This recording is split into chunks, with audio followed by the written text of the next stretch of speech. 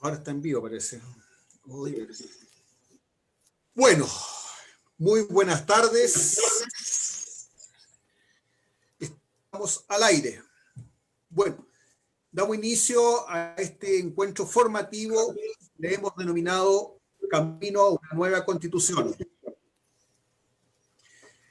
Este encuentro está organizado por la Fundación Crea Igualdad y las corporaciones Un Nuevo Chile y la Corporación Ciudad Viva.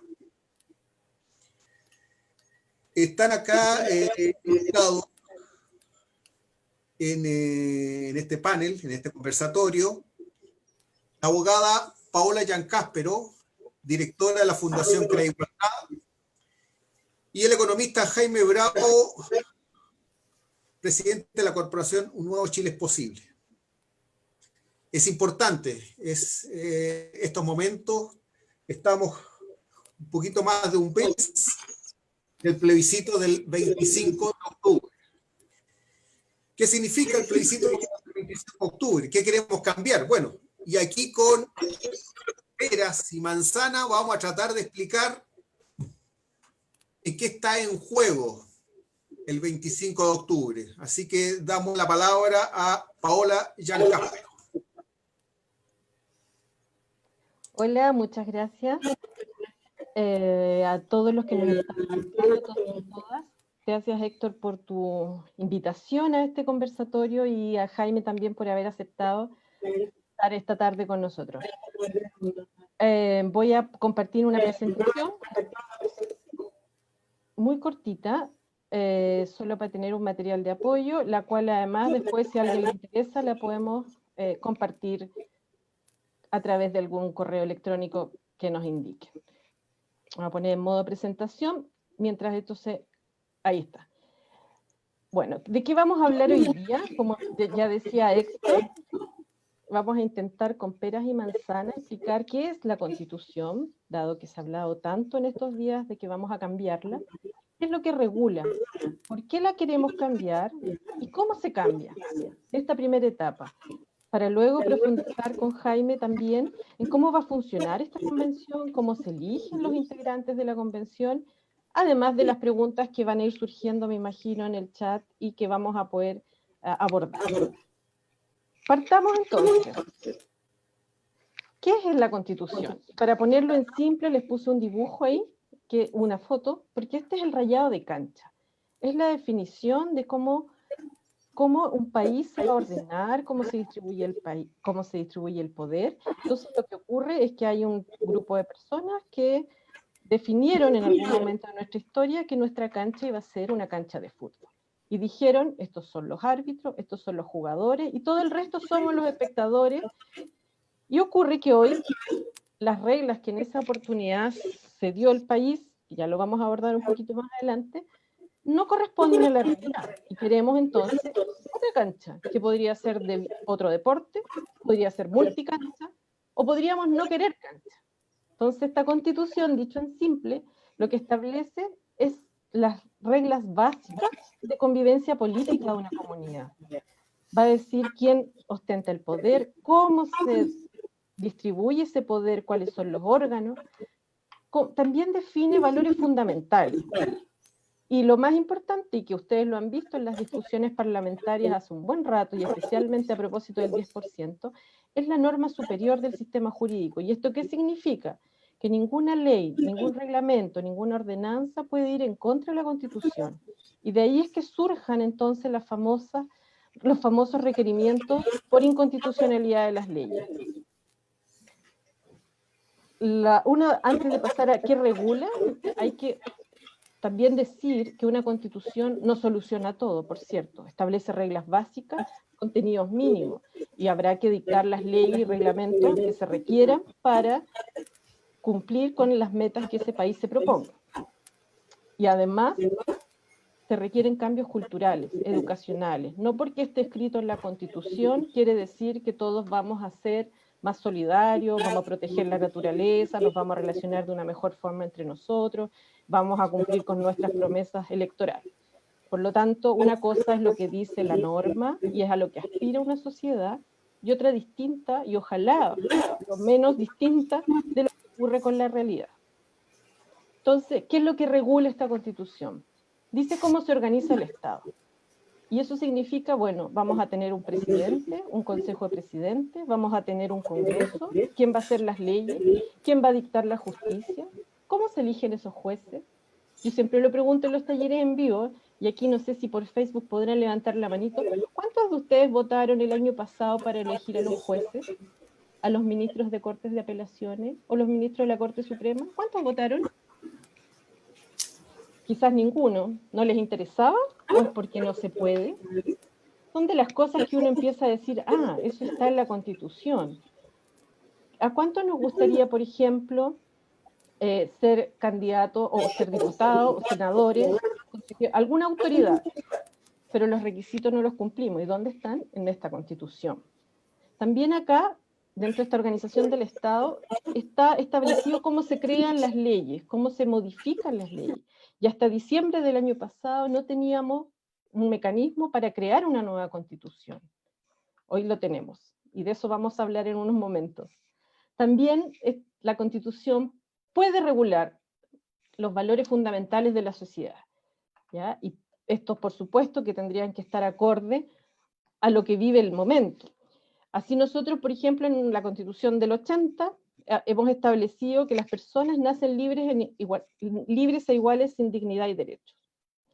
Que la familia es el núcleo fundamental de la sociedad. ¿Qué entendemos por familia? ¿Podría ser otro el núcleo de la sociedad? Podría ser. También hablamos de que nosotros nos rige una democracia representativa. ¿Y por qué no podríamos tener algunas instancias de democracia directa? Por ejemplo, en que tuviéramos iniciativa popular de ley, en que pudiéramos nosotros vetar algunas leyes, o que pudiéramos nosotros revocar el mandato de los parlamentarios, de nuestros representantes, cuando ellos no cumplen con sus promesas electorales, por ejemplo. ¿Qué otros valores sí están en nuestra Constitución y que probablemente no sean modificados, pero sí sean profundizados? Los derechos humanos, como un eje de esta Constitución, como un límite al poder del Estado. Por supuesto que hace falta profundizar en el sentido de que requieren tener ciertas garantías para ser efectivos. El Estado de Derecho, pero que sea para todos, que podamos efectivamente exigirlo. Hay ciertos principios que están hoy día en la Constitución y que podrían ser motivo de revisión, como el principio de subsidiariedad, que bastante se ha hablado, y que no es otra cosa que decir, la iniciativa es primero de los privados, y si estos no quieren o no pueden, interviene el Estado. Y ahí tenemos en temas fundamentales como la salud, la previsión social, la educación, la intervención que han hecho los privados. De más está decir, porque me imagino que todos han visto las demandas sociales del 18 de octubre, las críticas que hay a estos sistemas. Y esto está permitido y está avalado por una Constitución que además tiene como trasfondo un modelo político y económico creado en un momento histórico, con ciertas condiciones y que hoy día claramente no están resueltas. Bueno, y además la Constitución establece los derechos y deberes que tienen las personas. Ahora, ¿cuáles son estos derechos? Hoy día, más que derechos, nuestra Constitución establece libertades para elegir, elegir lo digo entre comillas porque no siempre es posible elegir, y ciertos deberes ciudadanos. ¿Ya? Está, por ejemplo, las cargas tributarias, están los deberes como de defensa de la patria. Podemos modificar todo eso. Esta es una discusión interesante, y de ahí que este proceso del que estamos viviendo sea histórico. No se ha discutido en esta sociedad qué reglas del juego queremos, cuáles son los principios y valores que nosotros nos gustaría ver reflejados en esta Constitución. ¿Por qué entonces la queremos cambiar? ¿Por qué hay que cambiarla? Primero, por su origen. La Constitución del año 80, por mucho que se diga que ha tenido modificaciones, sigue siendo, en lo estructural, la Constitución creada en un proceso, en una dictadura, en la que no había ningún sistema electoral vigente, en regla, que garantizara que esta votación, porque hubo un plebiscito, nos van a decir esto, oh, pero si esta fue aprobada por una mayoría, sí, por supuesto, pero no hubo espacio de propaganda. No habían condiciones, estábamos en un estado excepcional constitucional, estaban los militares gobernando, no elegidos democráticamente. Por lo tanto, ¿qué garantía de pluralismo había para quienes se oponían a esta Constitución? Ninguna. Entonces, ya desde su origen, esta Constitución está viciada. Y esto es igual que un edificio, que si tiene un pequeño granito de arena que no quedó bien emplazado, quedó con una partícula de aire, puede botar el edificio. Además, esta Constitución, en temas de fondo, tiene trabas a la democracia. ¿Y esto en qué se ve reflejado? Por ejemplo, los altos quórum que tiene para modificar la propia Constitución. Y esto no es casual. De hecho, lo dijo Jaime Guzmán, que fue uno de los ideólogos tras la Constitución. Esta está pensada para que no pueda ser modificada de tal forma que si llegaban los otros al poder, no pudieran cambiar el sistema político y económico que la dictadura había implantado.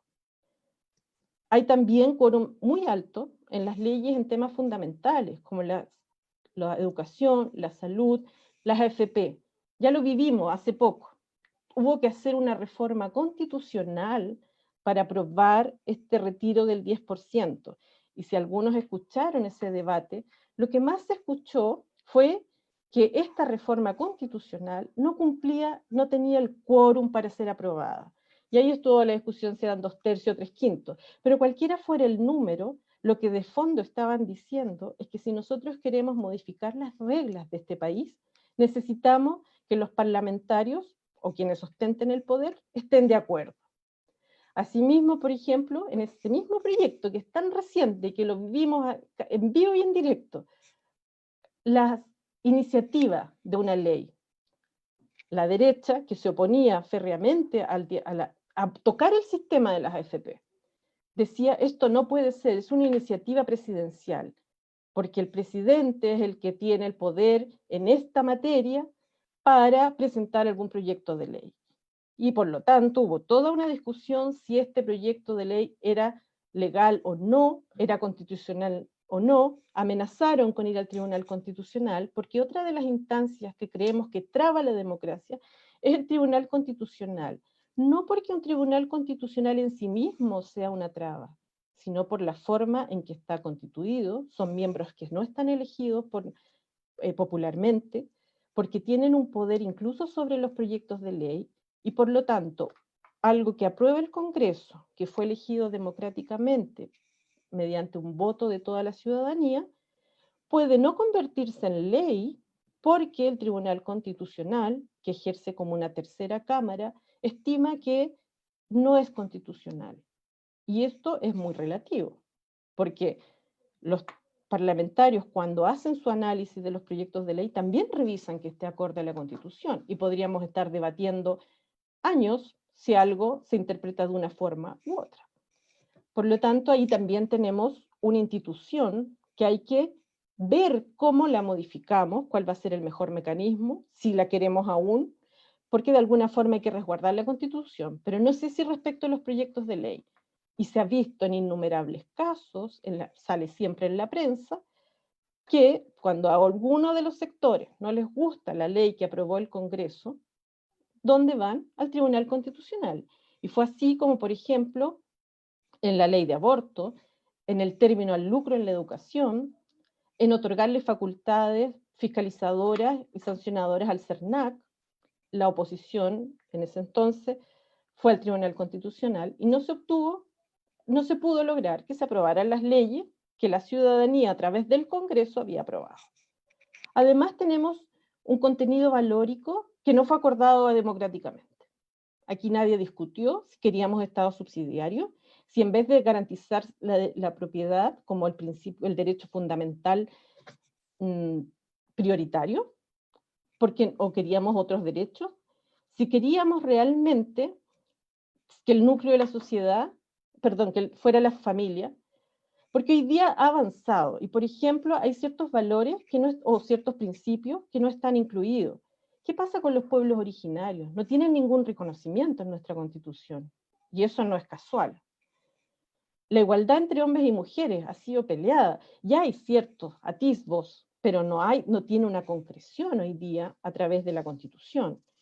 La solidaridad, en contraposición al principio de subsidiariedad del que les hablaba.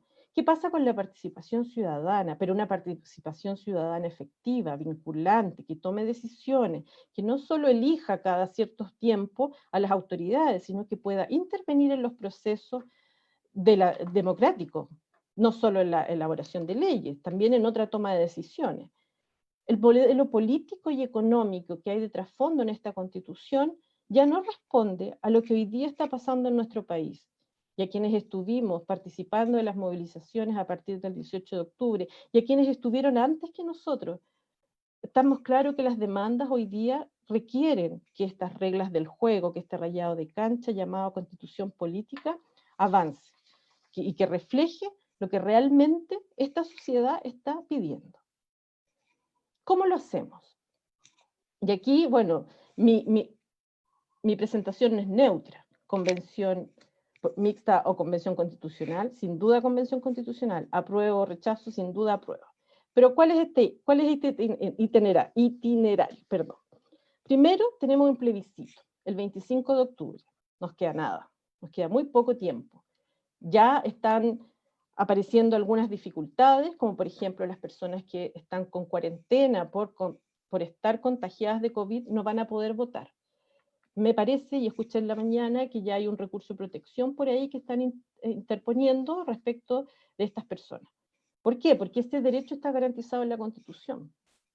Entonces tenemos aquí un problema que por una medida administrativa, que por muy legítima que pueda ser para controlar una pandemia, no podría afectar un derecho garantizado en la Constitución. Y habrá que buscar los mecanismos por los que el Estado le asegure a esas personas, así como a cualquier otro enfermo, que pueda ejercer su derecho a voto.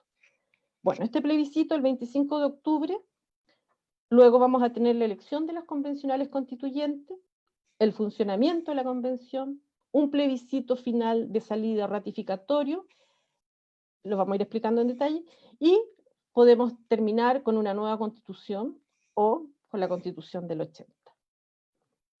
¿Qué tenemos primero entonces? En este 25 de octubre van a haber dos preguntas. Primero, ¿quiere usted una nueva constitución? Ahí está la respuesta que nosotros promovemos por las razones que ya hemos explicado. Si gana el apruebo, empieza un proceso para redactar la nueva constitución. Si gana la opción rechazo en octubre, no hay cambio a la Constitución, seguimos tal como estábamos hasta ahora. El segundo voto, o segunda cédula, segunda pregunta, ¿qué tipo de órgano debiera redactar esta nueva Constitución? Hay dos opciones, convención constitucional o convención mixta constitucional. Aquí quiero hacer un paréntesis, convención mixta no puede confundirse con una convención paritaria. Yo sé que a muchos les va a decir, no, qué ridículo, ¿cómo piensan? Bueno, pero hay personas que, no sé si intencionalmente o no, pero han empezado a inducir a este error y algunas personas creen que deben votar por la convención mixta porque supuestamente esa es la que está garantizada que haya igualdad de hombres y mujeres. Eso no es así.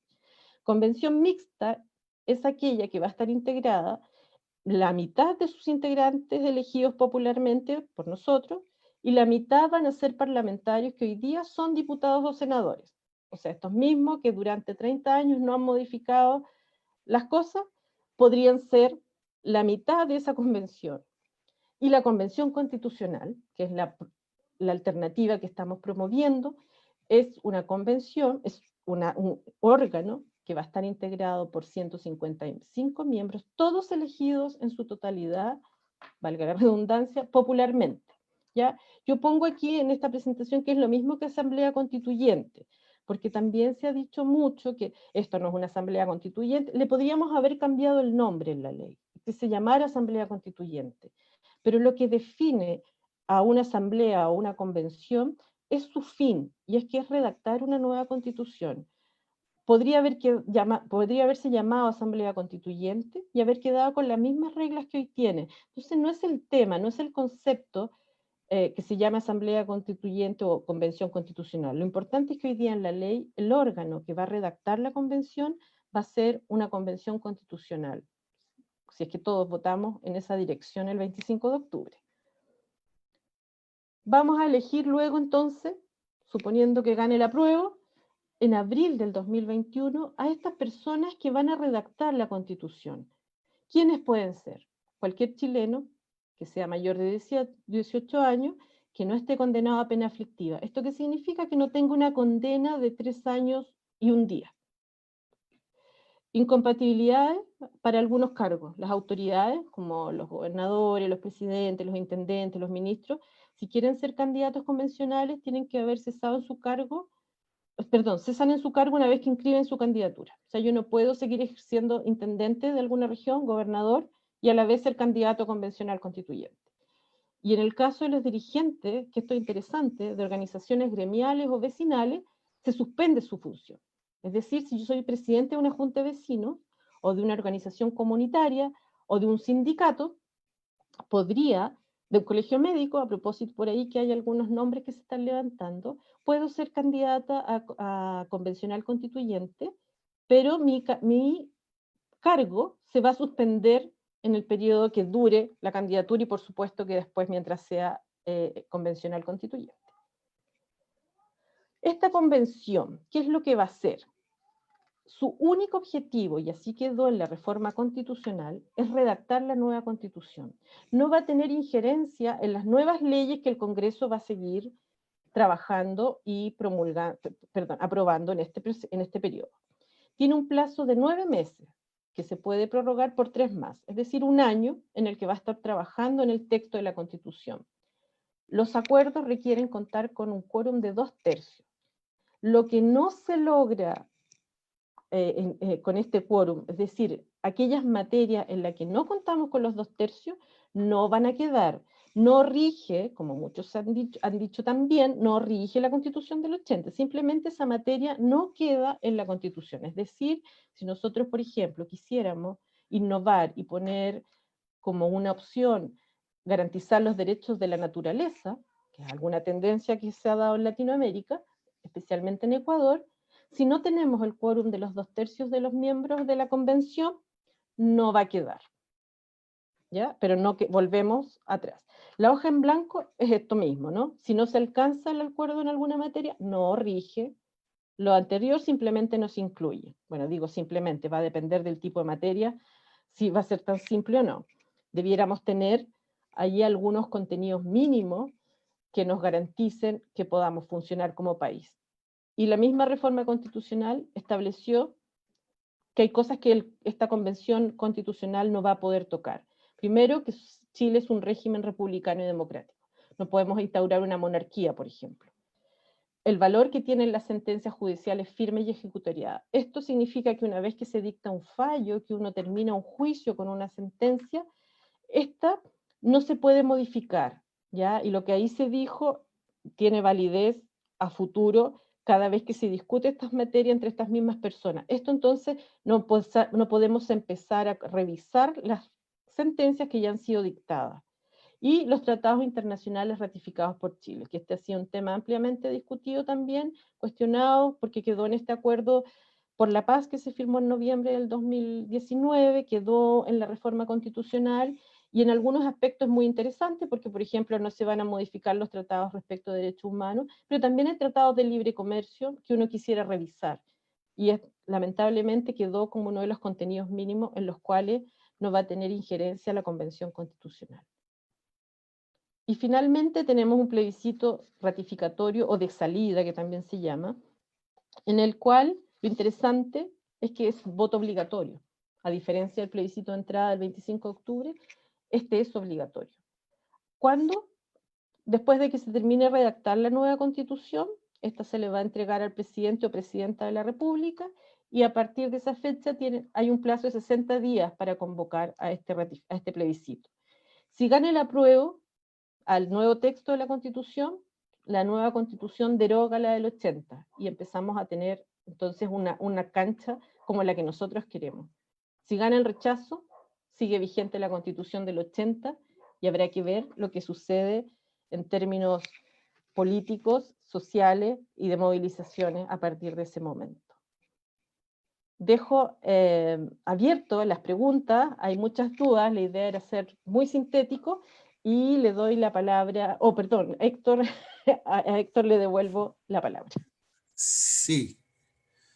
Muchas gracias, Paola. Digamos, ya hemos descascarado bastante esta pera, digamos, pero falta ahora elementos a considerar, digamos, el tema electoral, porque ¿cómo se han elegido los constituyentes, estos 155? ¿Cuántos son? Bueno, quiero dejar la palabra a Jaime Bravo para que nos explique, para ahora comernos la manzana. Vamos, Jaime.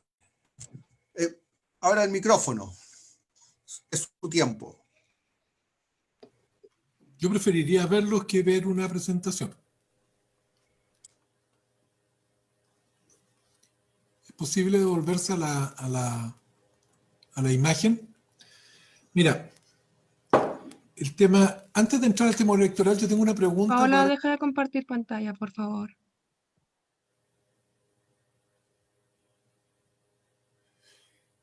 Paola, tengo una pregunta para ti que es bien incisiva, porque sobre el punto de si los dirigentes sindicales pueden ser electos miembros de la convención porque están inhabilitados de ser candidatos a parlamentarios.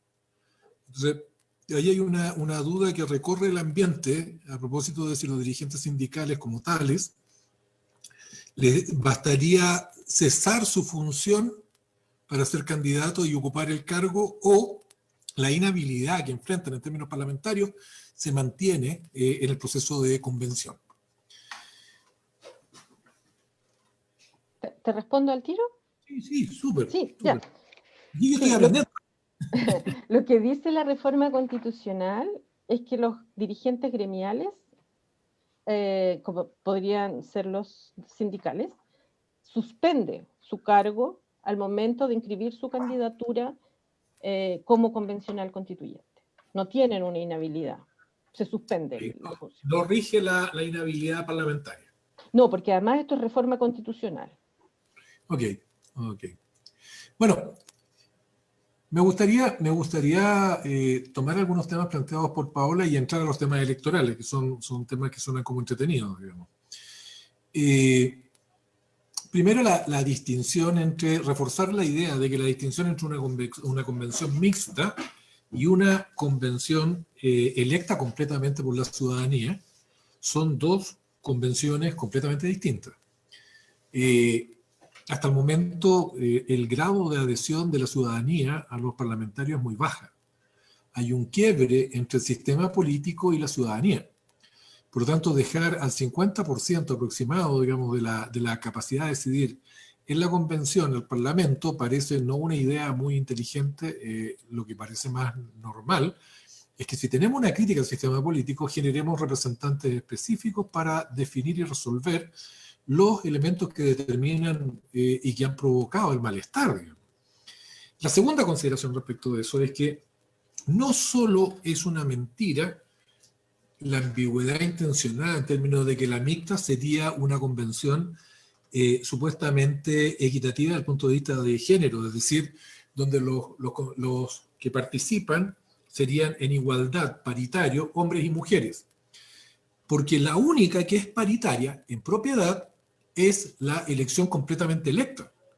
De hecho, la paridad podría operar en la parte electa como convencionales del 50% de la convención mixta, pero los parlamentarios no están obligados a aquello. Es decir, cuando ellos eligen cuáles de ellos serían convencionales, pueden ser todos hombres, no hay ninguna restricción. Por lo tanto, si usted está interesado en que la convención sea mixta, no hay dos caminos, hay uno solo.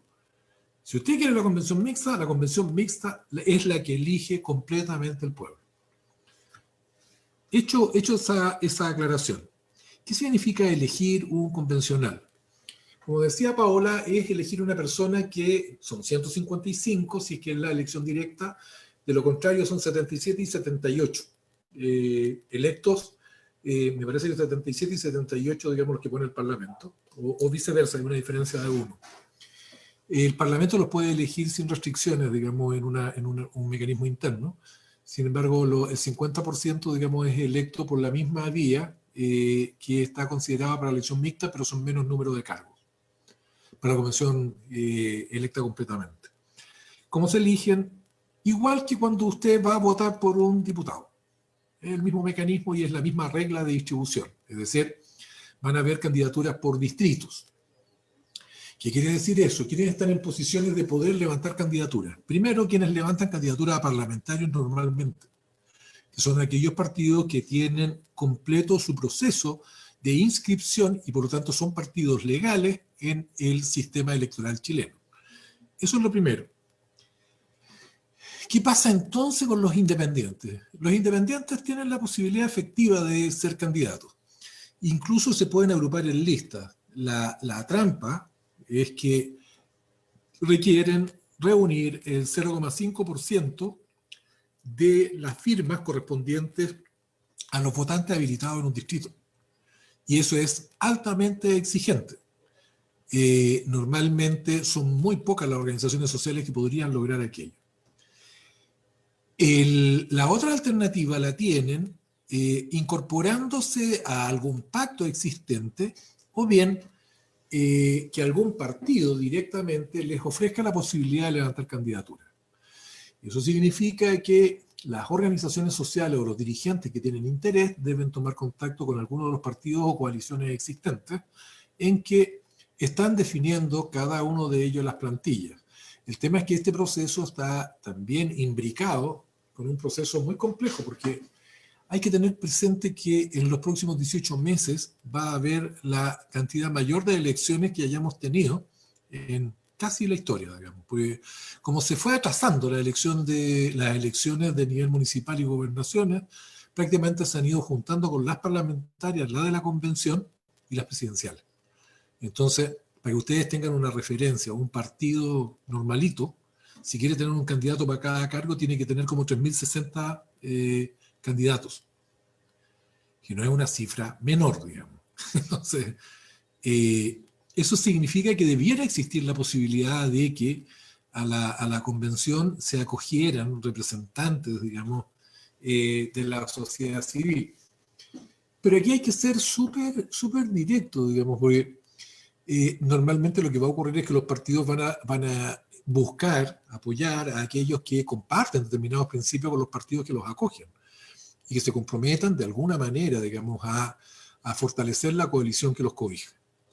Eso quiere decir que esa es una suerte de limitación y es un punto que es muy importante poner atención porque si hay algo que el 18 de octubre hizo fue poner en entredicho el monopolio del sistema político a través de partidos políticos, de la definición de qué es un problema público y de la selección de las alternativas para resolverlo. Es decir, el 18 de octubre declaró que todos estaban interdictos. En realidad no lo hizo el 18 de octubre, en términos prácticos es una degradación que venía de antes. Uno podría decir, digamos, las instituciones políticas y las no políticas en Chile habían caído en un nivel de desprestigio muy significativo. La iglesia, las iglesias, por ejemplo, estaban cuestionadas. Las Fuerzas Armadas y Carabineros, altamente cuestionadas, digamos, por delitos de corrupción, violación de derechos humanos, etc. Estaba cuestionado, los parlamentarios venían en una franca caída y las coaliciones en una tasa de adhesión baja. El Ejecutivo tenía bajos niveles de adhesión, pero el movimiento lo que hizo fue declarar que esas instituciones no tenían la legitimidad para poder seguir decidiendo sobre sus vidas. Y ese es un fenómeno extraordinariamente interesante que ocurre pocas veces en la historia. Es decir, fíjense que el primer momento donde una sociedad dice no hay una regla externa que justifique cómo van a ordenar mi vida, sino que la legitimidad de toda regla es la que podamos darles quienes intervenimos en definirla, es Atenas. Y luego reaparece como fenómeno en Estados Unidos con la Convención Constituyente Norteamericana y Francia. Y luego esto, pese a que se revierte, se expande por el mundo. ¿Qué es lo que...? Hay un autor que decía que ahí se produce una heteronomía. La norma que venía de afuera pierde legitimidad. Por lo tanto, debemos y tenemos el derecho y el deber de discutir cuáles son las reglas que van a regir nuestra vida. Regir nuestra vida no es regir nuestra vida solo individualmente, porque los seres humanos somos seres sociales, nos construimos en la interacción con los otros. Y las reglas que definen esa forma de interacción también definen la forma en que nos constituimos nosotros. Participamos en construir la sociedad y la sociedad nos construye. En ese sentido, En ese sentido, lo que se pone en discusión y el derecho que tenemos de pensar en términos de normas legítimas es una cosa notable. Históricamente en Chile ha habido constituciones. Hemos tenido varias constituciones. Creo que ninguno de los equipos de redacción de las constituciones que hemos tenido ha superado el número de 10. Normalmente fueron 7. Alessandri, por ejemplo, nombró a 7 distinguidos académicos, digamos, que hicieron la Constitución del 25. Lo que es muy complejo porque hay un concepto que es re interesante. Hay del punto de vista de los académicos, se desarrolla lo que se denomina la doxa, que es como el sentido común académico sobre determinados temas. Pero el sentido común académico no coincide necesariamente con el enfoque de los intereses, digamos, de lo que son los grandes grupos que conforman la sociedad. Por ejemplo, la Constitución del 25 no tiene una línea dedicada a reconocer algún derecho de las minorías indígenas.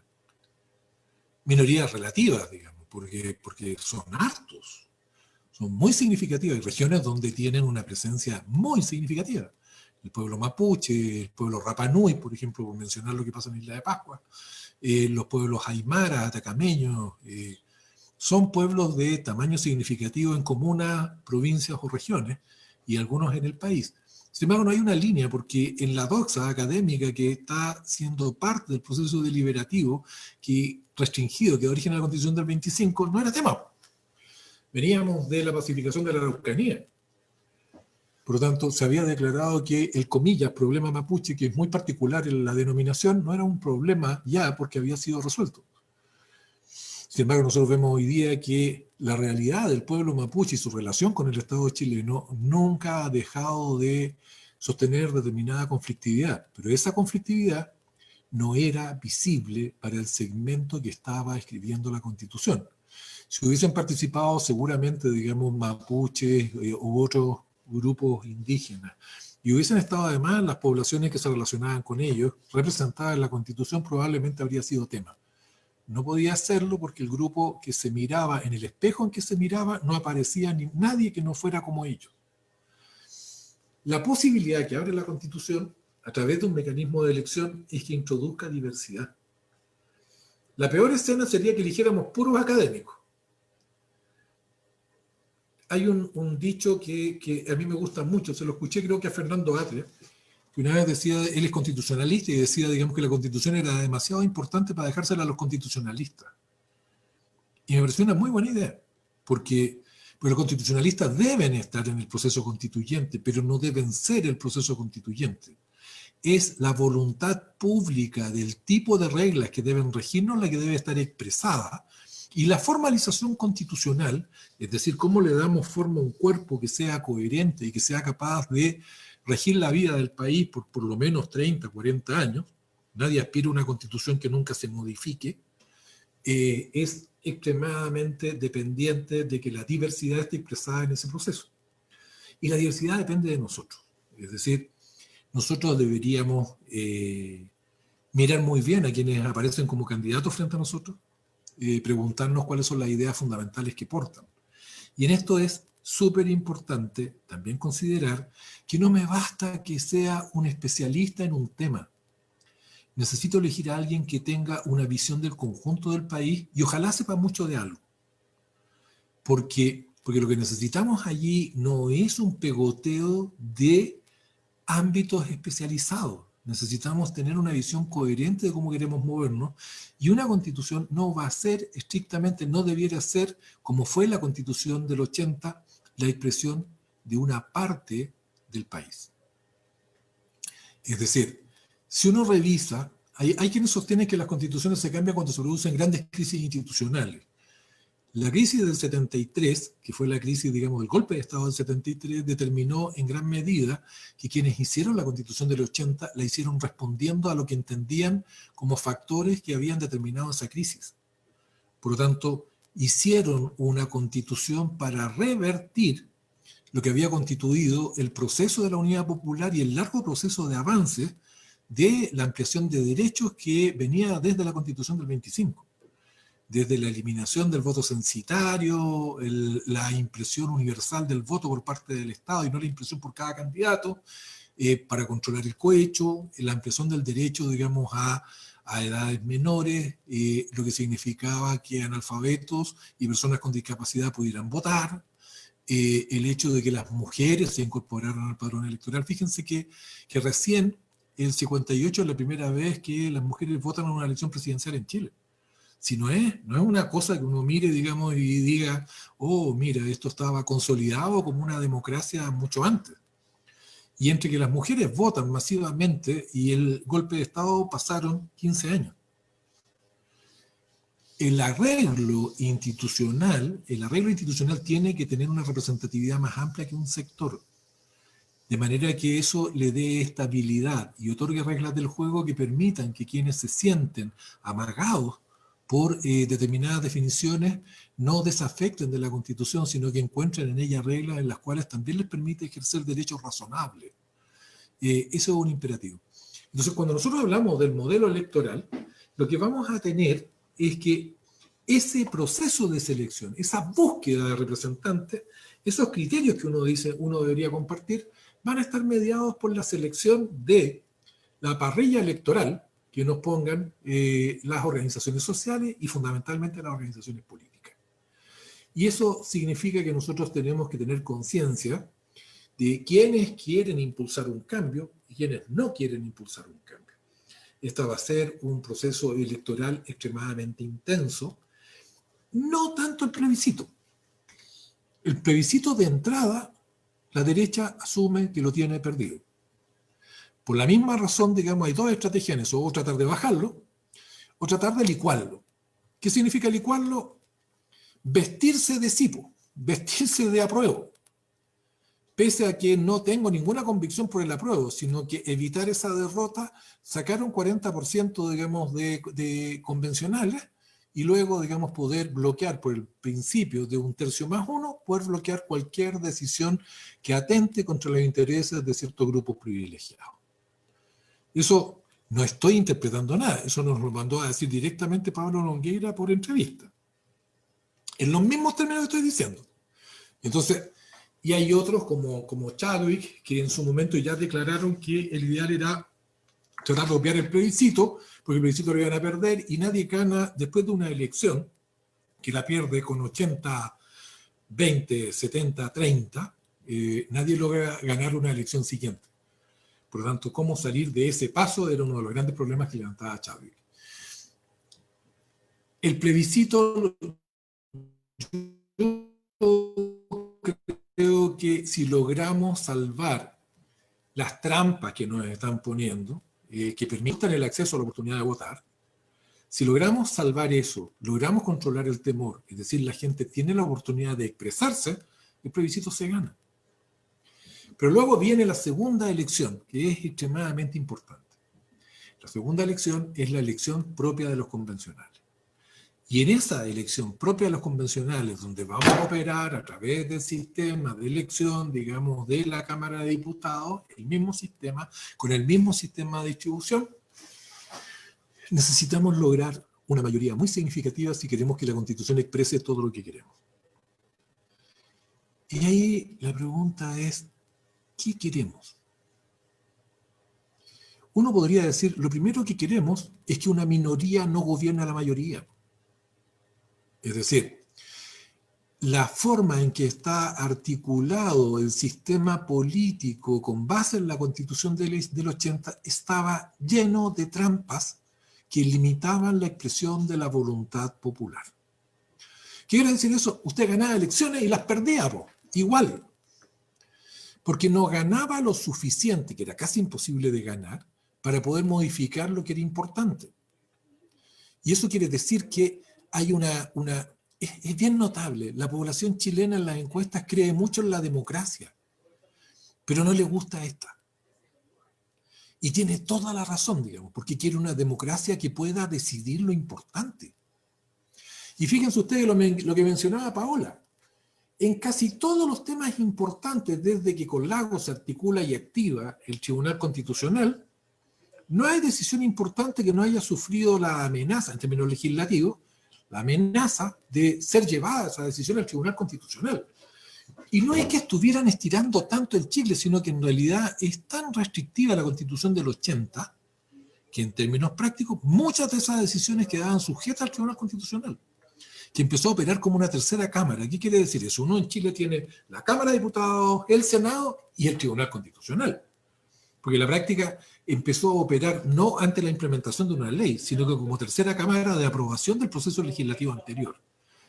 Eso está basado en dos elementos, digamos. Uno, una constitución que dejó consagrado un orden no elegido por todos. Un orden que se contradice con la voluntad de muchos. Por ejemplo, ¿no les parece insólito que una decisión como la autorización de poder retirar el 10% de los fondos previsionales ante una situación de crisis haya tenido que ir a una modificación constitucional? Cuando ustedes escuchan de la gente del rechazo que les dice casi todo se puede decidir sin necesidad de modificar la Constitución, bueno, pero para sacar 10% de mis fondos previsionales tuve que ir a hacer un tremendo esfuerzo para lograr las mayorías necesarias que invocó a una parte de la derecha para poder cubrir necesidades que este mezquino gobierno no ha cubierto para el grueso de la población. Y ese hecho, esa forma de operar, esa necesidad, uno podría decir, y algunos frescos lo dicen, pero si es la mejor prueba de que si existe la voluntad, es posible. La pregunta es, ¿cuántas personas tuvieron que estar mirando el proceso de decisión para poder controlar? ¿Cuánta gente se tuvo que manifestar antes, durante y después para dar la garantía de que eso era importante para ellos y que no iban a perdonar una decisión distinta? Y la pregunta es, para poder tener procesos legislativos que se alineen con la voluntad nuestra, ¿tenemos que desplegar ese nivel de actividad? No podríamos dormir. Tendríamos que tener un nivel de participación política continua tan alto, salvo que existan medidas que permitan, ante traiciones a la voluntad popular, poder revertirlas. ¿Cuáles son estas? Por ejemplo, una muy directa, que puede ser discutida en un contexto constitucional, es, lo mencionaba Paola, la revocatoria de mandato. Sí, pues. Si los parlamentarios votan cosas que contradicen completamente lo que nosotros creemos, nosotros deberíamos poder juntar el número de firmas significativas y al menos obligarle a una elección complementaria, si no sacarlos directamente del cargo. Eso es democrático, eso uno dice, oh, pero eso es Venezuela. No, eso es Estados Unidos. Eso es Arizona, el presidente del Senado de Arizona fue sacado del cargo por una iniciativa popular porque obligó a través de un proceso legislativo que no tenía voluntad popular a que cualquier persona que transitaba por Arizona, ante la mera voluntad de la policía, estaba obligada a identificarse y demostrar que era residente. Y eso fue considerado inaceptable por los arizonanos. Y lo que hicieron fue juntaron las firmas, obligaron a una elección complementaria y ese sujeto hoy día es un ciudadano de a pie. El presidente del Senado de Arizona, para tener una referencia. Pero no solo eso, sino que parte de lo que podemos obtener en una reforma en una nueva constitución, no da para reforma constitucional, es la revocatoria de leyes. También existe. O sea, si nosotros hubiésemos tenido la posibilidad de juntar firmas, yo habría corrido a firmar, ante la evidencia de lo corrupto que fue el proceso de transferencia de derechos de mar a un grupo limitado de familias de manera perpetua, yo estoy seguro que no habríamos necesitado hacer un plebiscito. Si nos pedían la firma y con esa fuera posible, el 80% de los chilenos habríamos firmado que se revierta esa ley sin constituir derecho adquirido. ¿Qué quiere decir eso? No entró en vigencia la ley porque hubo una iniciativa de revocatoria de la ley y por lo tanto no es que haya que indemnizar a quienes la nueva ley, al derogar, afecta a los derechos adquiridos, que es lo que ocurriría hoy día si uno quiere derogar esa ley, sino que no se permitió que entrara en vigencia y por lo tanto nadie constituyó ningún derecho. Sencillamente la ley no entró en vigencia con el solo antecedente de que tenemos desconfianza del contenido, porque es evidente que hubo corrupción. Fue puesta en evidencia por la prensa, por el Poder Judicial, etc. ¿Qué más? Pero eso hoy día no existe.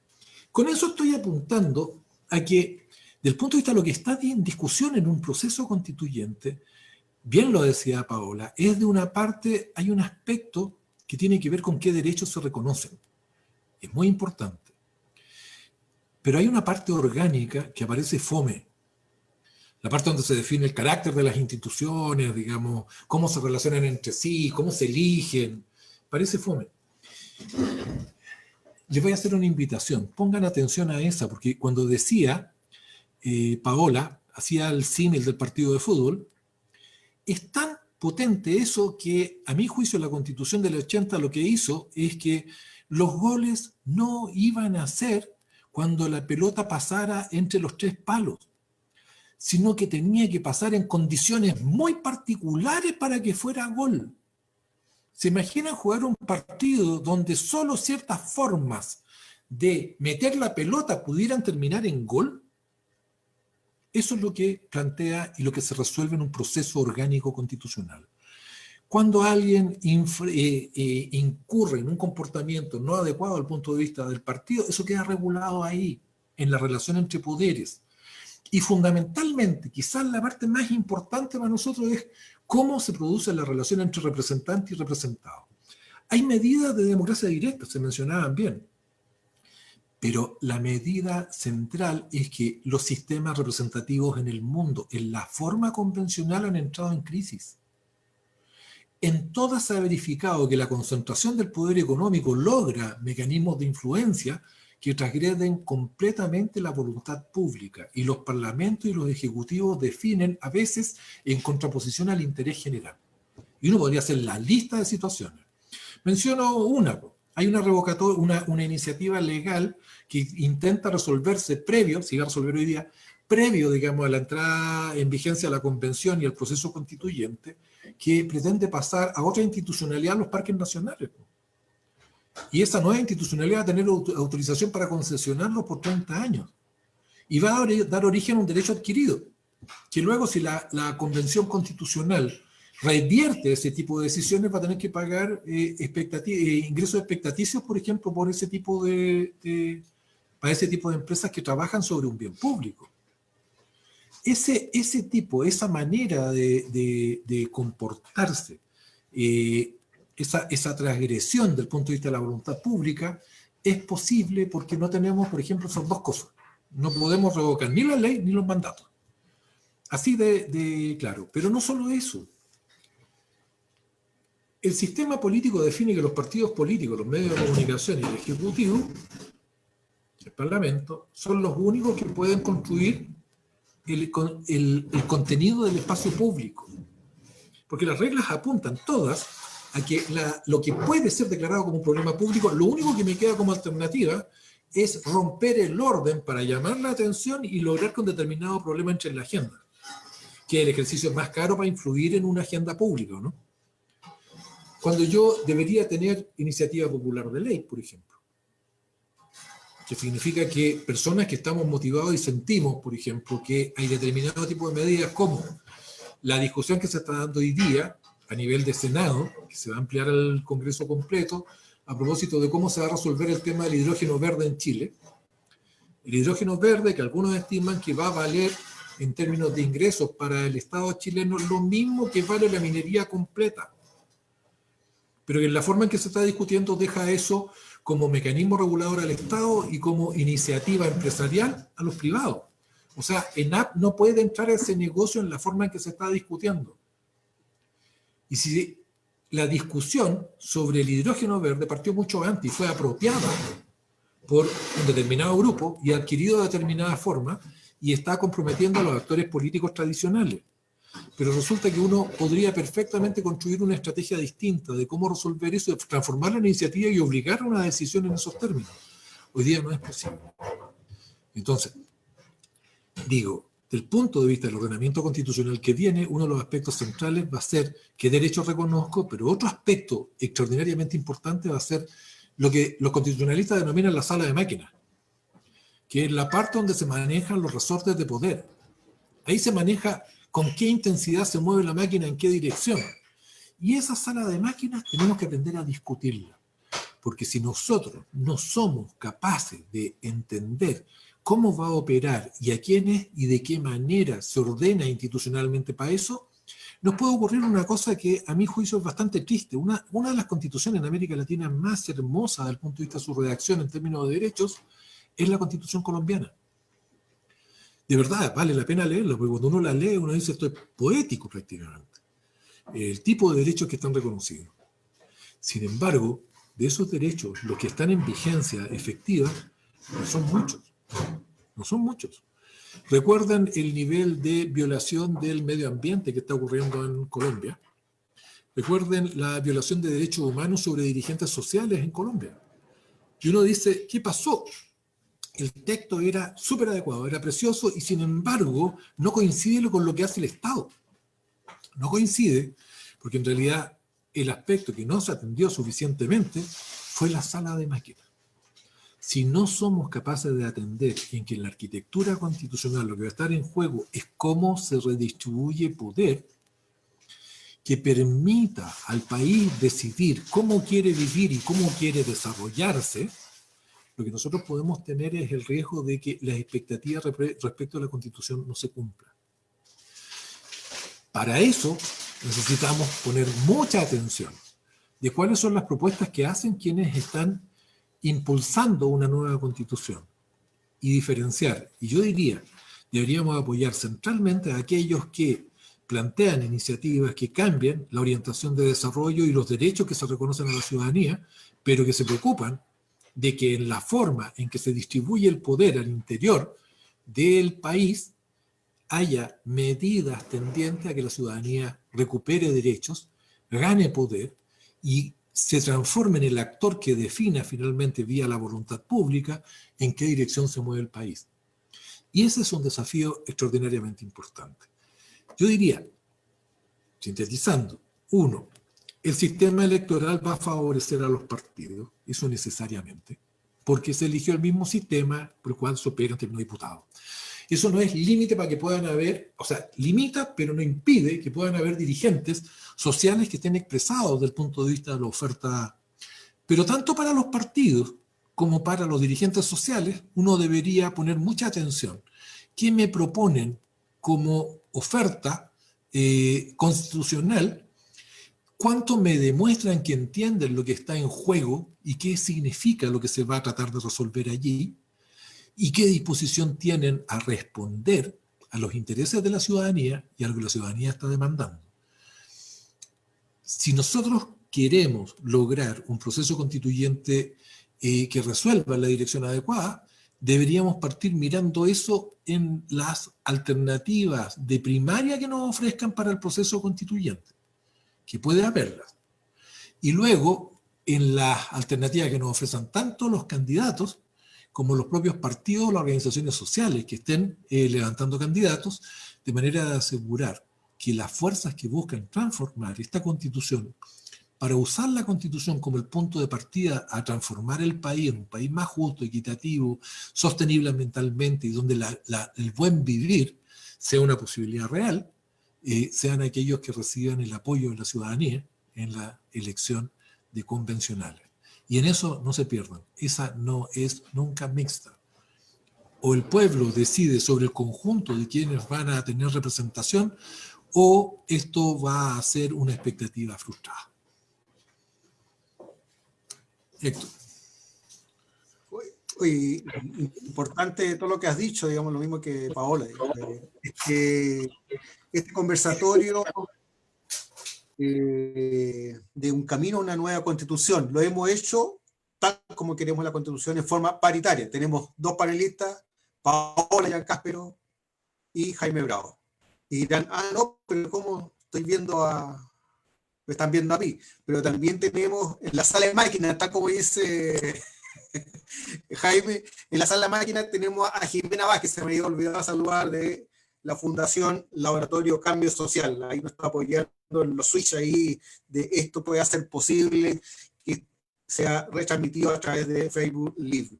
Y ahí, y en eso quiero saludar, nos han llegado varios saludos de la dirigente del barrio que queremos, Elena Stephens, ahí manda aplauso. El ecologista aquí, Cristian Villarreal, dice buena exposición, felicitaciones. Francisca Norambuena también, Claudia Vera nos escribe, el 18 de octubre terminó de sacar el velo de la descomposición de las instituciones. Eso, bueno, es lo que, los saludos que nos han llegado, que estamos transmitiendo en directo por Facebook Live, respectivamente. Paola, no sé si quiere alguna pregunta, complementar algo. Tu tiempo. Sí, muy cortito. Algunos, a medida que iba escuchando a Jaime, que después le voy a hacer la pregunta, pero a medida que lo iba escuchando, hacía algunos mitos, ¿ah? A propósito de todo este sistema político engorroso en el que estamos metidos y que está tan lejos del ciudadano común, del que anda a pie. Yo no milito en ningún partido hoy día, no tengo ningún cargo de elección popular, y claro, siento que están tan lejos los senadores, los diputados, se vivió el 18 de octubre. Entonces, algunos mitos, y que se empiezan a instalar y que creo que es relevante como insistir en eso. Que si tenemos una asamblea constitucional, o una convención constitucional, como se llama en nuestra legislación, vamos a ser como Venezuela, y este es el fin de Chile, y nuevamente Chilezuela, y la misma campaña de terror que hubo en las elecciones pasadas. Bueno, yo quiero aclarar que ahí no es posible, que a la Convención Constitucional se le establecieron ciertos límites, como lo mencionaba hace un rato atrás, en términos de contenido, pero también de su función, que es acotada a redactar la nueva Constitución.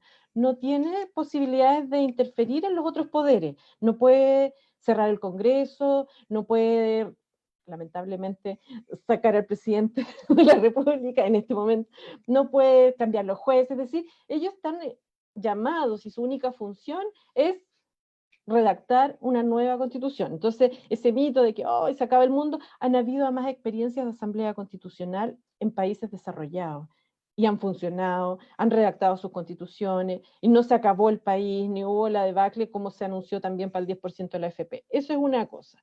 Y lo otro, que siempre se dice, ¿por qué no modificar? Si va, como un poco decía Jaime al inicio, ¿no? Bueno, entonces el 10% quedó demostrado que podíamos modificarlo, contamos con la mayoría. O sea, no somos tontos, tuvimos 30 años viendo que no hubo los quórum y muchas veces estaban las mayorías, pero finalmente no se lograba el quórum tan alto que se requiere para modificar. O se caía en el Tribunal Constitucional porque la ley atentaba contra los derechos adquiridos, que es lo mismo que decía Jaime, lo del derecho de propiedad, sagrado derecho de propiedad. Chile, país minero, durante muchos años, nada que afectara a la minería, y entre eso el principal impacto ambiental que tenían estos proyectos, no porque primaba la minería. Todo lo que fuera minería era lo primordial. Pasa lo mismo con las forestales y con otras tantas actividades industriales que no se pueden tocar, incluso estando en riesgo la salud de las personas. Ni siquiera hablemos de medio ambiente en términos de ecosistema o biodiversidad. Estamos hablando de personas que están enfermándose. ¿Para qué hablar de las zonas de sacrificio? Y entonces, claro, ¿basta modificarla? No, pues hay temas estructurales, temas de fondo, incluida esta sala de máquinas de la que hablaba Jaime, de esta distribución del poder, de quién controla a quién nos gobierna. Por lo tanto, nos da lo mismo quién elige a los miembros del Tribunal Constitucional, quién elige a los jueces, cómo se controlan entre ellos, a quién le rinden cuenta, y estoy hablando de rendir cuenta en términos serios, no esta puesta en escena de que una vez al año yo te cuento todo lo que hice, todo lo bonito que hice y todo lo bonito que haré, pero hablemos de responsabilidad, de transparencia. Y por lo tanto se requieren cambios estructurales, como por ejemplo tener garantizado claramente y explícitamente que en Chile se garantizan los derechos humanos. Y derechos humanos, hoy día, claro, uno podría decir, uy, pero si el 19 garantiza la salud, la vida, yo no sé cuántos recursos de protección se interponen día a día porque se violan estos derechos. Entonces, hay que reconocer los derechos humanos en términos universales. Yo creo que ese es un eje estructurante de la Constitución, es una perspectiva que debe estar incorporada y reconocida explícitamente, porque hoy día hay una interpretación mañosa y que son solo aquellos que Chile ha ratificado, los tratados internacionales que Chile ratificó, y por lo tanto lo que dice la Corte Internacional, que va modificando y adaptando la interpretación, porque el derecho a la vida originalmente fue, claro, que a ti no te quitara la vida, que el Estado no te asesinara, pero hoy día la vida tiene una concepción mucho mayor y estamos hablando de calidad de vida, vida digna, en la que se incluyen todas las demandas sociales y todas las banderas de lucha que se levantaron a partir del 18 de octubre. Y entonces la pregunta para Jaime es, en esta diversidad que debiera tener la Convención Constitucional, ¿cómo ves tú la incorporación de los pueblos originarios? ¿Tenemos espacio? ¿Podemos dar la pelea todavía para que eso se modifique? Esa es mi pregunta. Y con esto cierro mi parte.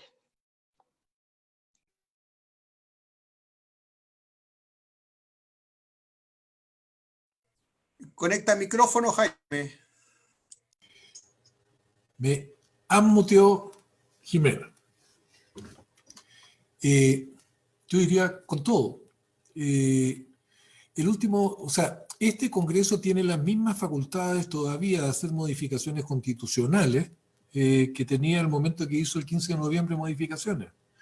Yo no daría por cerrado, y de hecho, fíjate que hay una cosa re interesante, la derecha ha descubierto, una parte de la derecha ha descubierto que no es amenazante que haya representantes de los pueblos originarios, y hay algunos de ellos que están abiertos, digamos, a impulsar la incorporación. Eso con un interés electoral fundamentalmente, hay una fracción del pueblo mapuche que es la 9ª región, vota por candidatos de derecha y eso los ha llevado a modificar su posición. No modifica la nuestra. Esto va más allá de una orientación derecha-izquierda desde el punto de vista de la representación. Nosotros queremos un Estado que sea capaz de otorgar y reconocer derechos, digamos, a los pueblos originarios. La pérdida de derechos de los pueblos originarios es una transgresión de acuerdos anteriores. Es decir, Chile no puede seguir viviendo como si los mapuches y las distintas etnias no existieran. O pretender, digamos, que la única vía de incorporación que tienen es chilenizarlos, como se hizo durante el siglo XIX y parte importante del XX. Yo creo que un aprendizaje de la teoría evolucionaria muy interesante, digamos, es que las especies son más fuertes cuando son más diversas, no cuando son menos diversas. Nuestras sociedades son más fuertes cuando tienen más diversidad, no cuando tienen menos. Porque la restricción, del punto de vista de cuando los grupos tienden a ser más homogéneos, su capacidad adaptativa a cambios es cada vez menor. O sea, hasta en términos evolucionarios, nosotros deberíamos decir, el mejor favor que nos podemos hacer es reconocer derechos. Pero reconocer derechos significa, en ese caso, la incorporación de representantes de los pueblos originarios al proceso deliberativo. No que nosotros, chilenos de tercera, cuarta o quinta generación, decidamos que es bueno desde el punto de vista de la relación interétnica. Eso no es serio, no es respetable, no cumple ningún estándar internacional. Entonces, ¿cómo fue posible innovar y ser el primer proceso constituyente, si se cumple la convención, primer proceso constituyente de la historia con paridad entre hombres y mujeres? Porque eso es. No ha habido ninguno que tenga esa condición. Fuimos capaces de hacer eso. ¿Cómo no seremos capaces de lograr un entendimiento que permita que una parte de nuestro pueblo o de un pueblo al lado del nuestro, porque eso es una discusión importante también, pueda estar representado en el proceso que define las reglas de cómo se va a producir, entre otras cosas, esa relación? Y uno puede decir, mira, es que no se va a tocar directamente el tema de la relación entre los pueblos, las distintas etnias o los distintos pueblos que componen la chilenidad o que viven en este país. Pero no tocarlo es la mejor manera de tocarlo, es decir, la peor manera de tocarlo.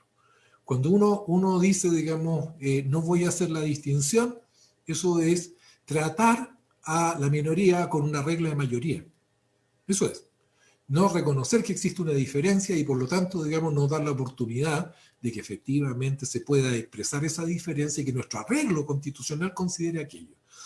No es fácil, no es nada de fácil, entre otras cosas, porque nosotros no podemos aplicar normas democráticas, por ejemplo, occidentales, a la forma en la cual ellos definan de qué manera quieren ser representados.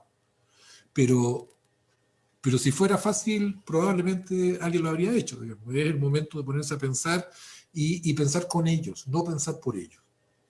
Llevarlos y que tengan asiento en la Constitución es pensar con ellos, no es pensar por ellos. Eso. Hay una pregunta que hace Claudia Vera Troncoso que dice, ¿qué cambios se tienen que impulsar? Bueno, yo de alguna manera he avanzado. Yo creo que primero hay que establecer algunos principios que son súper importantes. La Constitución alemana, por ejemplo, la Constitución japonesa abren declarando ciertos principios en los cuales se hacen cargo de determinados problemas. Por ejemplo, para mí un principio es que nadie tiene derecho a usar la fuerza militar para imponer al resto del país un determinado orden, que excluya la posibilidad de desarrollo de los otros. Y eso, más allá de estar contenido en artículos específicos, debería ser parte de los elementos que nos constituyen. Eso entre varios, digamos. Del punto de vista de la sala de máquinas, yo impulsaría todas las medidas que tiendan a corregir el sistema representativo. No elimino el sistema representativo. Yo no creo que una sociedad se pueda gobernar con la participación continua y activa del conjunto de la ciudadanía en todo momento y en cada lugar. Piensen en la cantidad de coordinaciones que tienen que ocurrir para que cualquier cosa en la vida cotidiana de ustedes ocurra. De nosotros ocurra.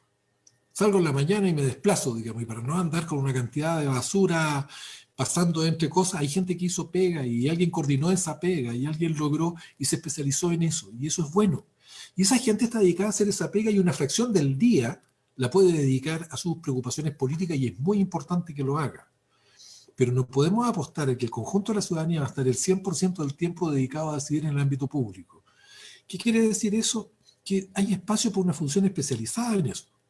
Pero eso quiere decir que esos son otro mundo, otro país, que operan autónomamente, que deben hacer lo que ellos creen en su mejor criterio y olvidarse de quienes los mandamos a hacer. Yo creo que no. Y para eso existen medidas que pueden corregir el sistema representativo en dirección a obligar a los representantes a hacer aquello que la voluntad pública demanda. Eso tiene para mí prioridad.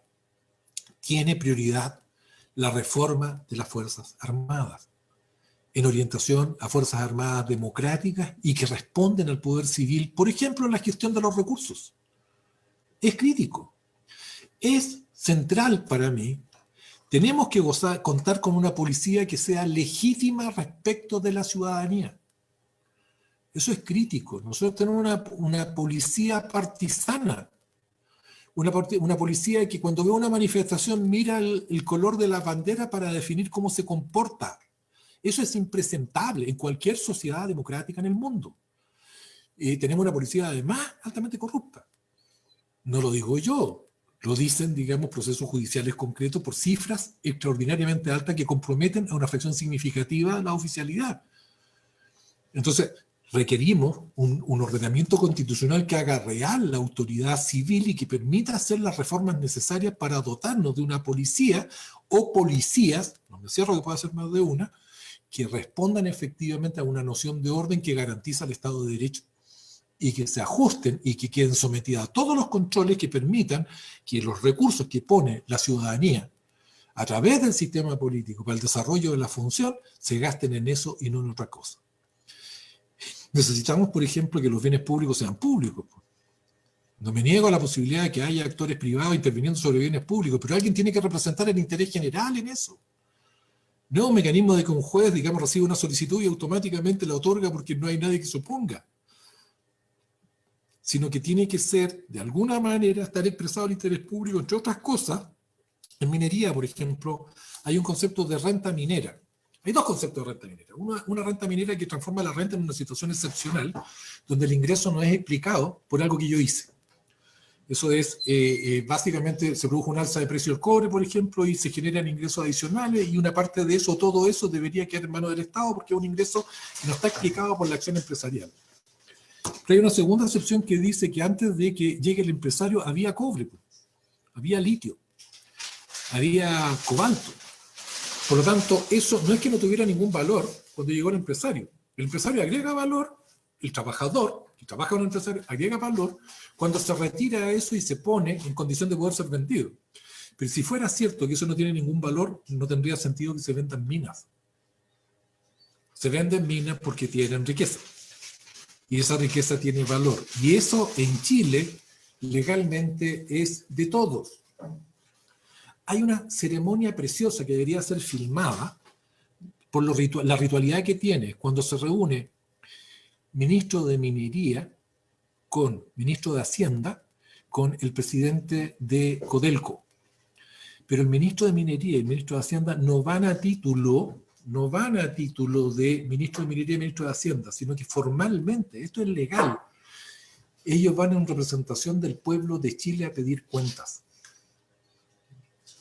Le piden cuentas a Codelco de las contribuciones y aprueban las decisiones que Codelco adopta desde el punto de vista del interés general. Eso que existe en lo formal tiene que ser el criterio real. Si hay concesiones, ¿cómo queda garantizado el interés público? No puede ser que las grandes empresas capturen toda la renta en minería y que el Estado perciba solo ingresos asociados a impuestos. Lo que se llama royalty en Chile es un impuesto excepcional al ingreso, no es un royalty, no es lo que pago por retirar un bien público. Es lo que pago por concepto de impuestos cuando se dan condiciones excepcionales de ganancia. Porque ustedes saben que en los periodos de crisis la minería privada no aporta nada al Estado chileno.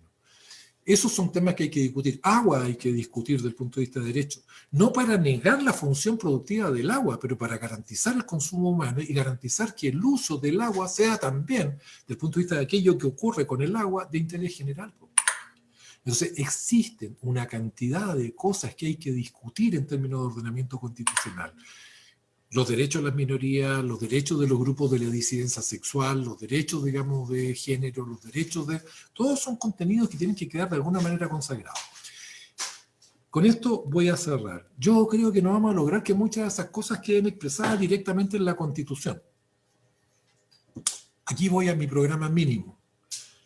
Yo espero que al menos no quede ningún mecanismo contramayoritario que impida que una mayoría razonable en un Congreso pueda hacer una modificación e incorporar aquello que no se logre. Y creo que el gran cambio que tiene el mecanismo en la Convención es que quizás por primera vez en muchos años se va a poder conversar con una derecha que no tiene control vertical sobre la deliberación y que va a estar obligada también a llegar a un acuerdo. Por lo tanto, si nosotros perfilamos adecuadamente qué es lo que estamos buscando como cambio, nosotros podríamos enfrentar una derecha que, a diferencia de lo que ha hecho hasta ahora, que le bastaba decir no quiero para que no se pudiera, hoy día tendría cierta obligación de tener que negociar. Mínimo, no aceptar mecanismos contramayoritarios excepcionales. Muchas gracias, Jaime. Bravo. Estamos en este conversatorio camino a una nueva constitución. Hay que apagar el micrófono de Jaime, parece. Y se produce siempre me hacen eso. Este ha sido organizado por la Fundación Crea Igualdad, la Corporación Un Nuevo Chile Posible y la Corporación Ciudad Viva. Nos mandó un saludo Marisol Herrera. Entonces, todas estas organizaciones que hemos estado convocando somos parte de la red del buen vivir. Una red amplia que está constituido con organizaciones y profesionales y técnicos de regiones, de la parte urbana, rural y también representativo del mundo indígena, de los pueblos originarios. Así que, no sé, Paola o Jaime, si tiene algo para complementar o terminar antes de hacer el último saludo. No, solo despedirme, hacer un llamado a que el 25 de octubre, con todas las medidas de seguridad que se requieran, vayan a votar apruebo Convención Constitucional, no olvidarlo. Y además promuevan lo que han escuchado hoy día, lo que hemos aprendido con Jaime muchísimo, promuévalo, convérselo. Este es el momento histórico en el que probablemente nunca más volvamos a hablar los temas, qué país queremos, la visión de país que queremos. O sea, más allá de la cosa técnica, que para eso van a haber equipos asesores que promuevan cómo redactar, lo que sé yo, es importante definir lo que preguntaba Claudia Vera, ¿qué cambios queremos? Pregúntenselo, háblenlo con su familia, con sus amigos. Estos conversatorios tienen esa finalidad, simplemente promover la reflexión. Apruebo Convención Constitucional. Jaime, el micrófono. Sí, ese es un juego que tenemos con Jimena. Oye, mira, yo dos mensajes en eso. Un mensaje general y particularmente a la gente joven que probablemente no necesariamente tiene la dimensión que los que ya tenemos la edad nuestra, digamos, podemos tener. Para esa generación, decirles que esta es la decisión política más importante de los últimos 30 años al menos. Y se va a proyectar su influencia en los próximos 30, 40 años. Es un regalo poder decidir el tipo de país en que quiero vivir. Que eso no se los arrebate nadie. Que nadie los convenza de que es una decisión cualquiera o que la política no puede modificar la vida porque es mentira. Normalmente quienes dicen eso participan del lado ancho del embudo. Ellos tienen su vida resuelta o creen que pueden tenerla resuelta sin la concurrencia de otros. Nosotros sabemos que nuestra vida... Mira, hay un concepto mapuche que a mí me encanta. Cuando uno le pregunta a un mapuche que está conectado con su historia y su cultura, le dice, ¿cómo estás? El mapuche no te dice, se demora un rato en responder y es bien llamativo, ¿eh? Uno se queda esperando, digamos. Porque una vez un mapuche me lo explicaba, me decía, lo que pasa cuando tú me preguntas eso, si yo te lo pregunto, tú miras cómo estás y me respondes, pero yo tengo que preguntarme cómo está, cómo estoy yo, cómo está mi familia, cómo está mi comunidad, cómo están los animales, cómo están los mayines, que son los humedales, en los cuales están los ñen, que son las almas que visitan esos humedales, tengo que recorrer. O sea, tengo que hacer una vuelta y recién te puedo decir cómo. En realidad los mapuches tienen súper clara la película porque uno debería responder siempre de esa manera, porque somos seres colectivos. No puedo ser feliz si el resto es infeliz. Eso es una falacia, eso no se logra. Entonces, cuando nosotros nos arrebatan la posibilidad de decidir en conjunto cómo vivir, nos podrían arrebatar una cosa muy importante. Y a nuestra generación yo le diría, a veces la vida te regala dos momentos mágicos. Nosotros tuvimos uno que fue el 88 y hay quienes somos críticos del desenlace final, pero yo no soy nada crítico de haber terminado con una dictadura. A mí celebro haber terminado con una dictadura. Pero tenemos la posibilidad una segunda vez en la vida de tomar una decisión así de trascendente. Y yo creo que no podemos aceptar ser pasivos, sino que esta es la oportunidad donde nuestro protagonismo puede marcar una diferencia. Hay que salir al ruedo, hay que opinar, hay que hablar con otros. Hay que lograr que el grueso de todos nosotros sepamos que nos estamos jugando el pellejo, no en el sentido de vida o muerte necesariamente, felizmente, sino en el sentido de qué tipo de vida, qué calidad de vida, qué forma de relacionarnos vamos a poder construir. Y en ese sentido yo creo que mi invitación es, hagámonos protagonistas, el esfuerzo que hagamos en los próximos 6 meses o 2 años va a tener impacto sobre toda la trayectoria de lo que pueda ocurrir. Así, solo modifiquemos la posibilidad de incrementar el derecho a decidir como ciudadanos cómo queremos vivir y hacia dónde queremos vivir. Eso. Muchas gracias, Jaime. Voy a tomar tus palabras. Es un momento histórico. Y este conversatorio de camino a una nueva constitución no queda acá.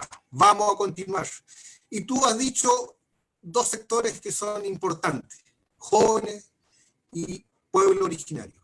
Vamos a continuar estos conversatorios convocados por la Red del Buen Vivir, por la Fundación Crea Igualdad, por Un Nuevo Chile Posible y por Ciudad Viva. El próximo miércoles quizás vamos a usar otro medio, el medio que usan los jóvenes, por Instagram. Vamos a tener conversatorios sobre el camino a una nueva constitución con dos jóvenes, ¿ah? Y así sucesivamente vamos a tener hasta llegar al plebiscito. Vamos a tener estos encuentros, estos conversatorios con representantes de los pueblos originarios. Nosotros, como Red del Buen Vivir, somos inclusivos, tratamos de ser lo más urbano, rural, tratando de abarcar esta diversidad, esta red que va creciendo día a día. Así que lo invito a que se hagan parte. Yo creo que los días miércoles también discutir sobre el modelo de desarrollo que queremos, aprovechando post pandemia. Bueno, hay tantos temas que estamos hablando, discutiendo en las distintas corporaciones, distintos directorios que queremos aportar a este nuevo país, porque es un momento histórico, ¿ah?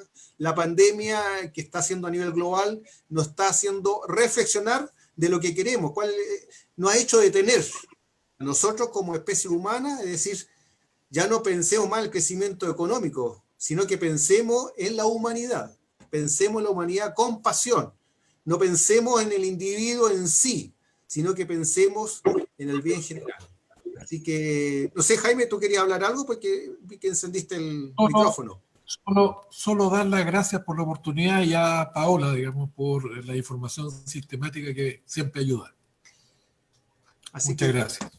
Listo, muchas gracias, buenas noches, son las 19 horas con 24 minutos en este Chile continental y También agradecer aquí, y ahí estamos viendo la paridad respectiva, a Jimena Vázquez ahí de la Fundación Laboratorio de Cambio Social, que ha estado en la sala de máquinas, que es muy importante en la Constitución. Muchas gracias, buenas noches.